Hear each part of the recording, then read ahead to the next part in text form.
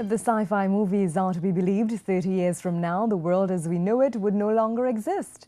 In fact, history tells us by 2043, life on Earth would definitely be changed. And if this is true, then what would remain of life today?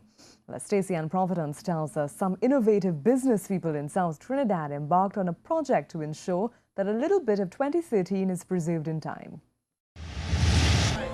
No, it's not a funeral.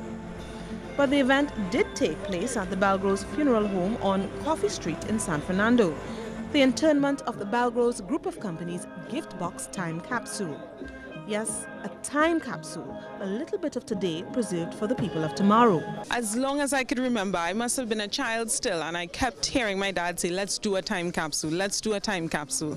And so this is our 125th year that Belgroves Funeral Home is serving the community of Trinidad and Tobago. And we thought, and the idea just came back to us, why don't we do it now?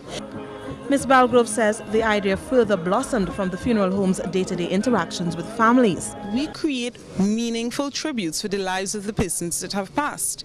And a lot of times families simply just don't have pictures, they don't have any memorabilia about the person who has passed. And so we thought we'll take this opportunity to do a time capsule and ask the community of Trinidad and Tobago to focus on their memories, focus on their families, and gather some family history that they can put together.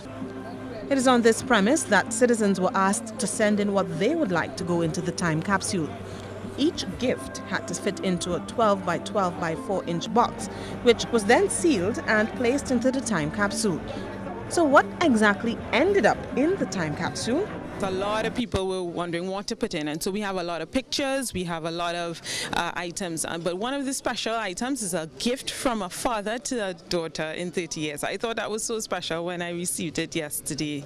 And just as it was placed in the ground, 30 years from the day, the time capsule is to be recovered and opened. We played around with how many years? 20 years, 50 years, 100 years, and I think we settled on 30 years because we figured that's a good age when everybody, including our Chief Executive Officer, Keith, he'll be here to open it. So. And we're told someone has already been tasked with the job of recovering the time capsule. 10-year-old Courtney Blackman. His father was one of the men operating the crane that interred it. It's good. I like to hear people having fun, and so I can get my truck and come and lift it up and do the work. It would be a bigger ceremony and it would have better things in it. Well, Courtney will be 40 years when 2043 comes along, and he knows where he wants to be.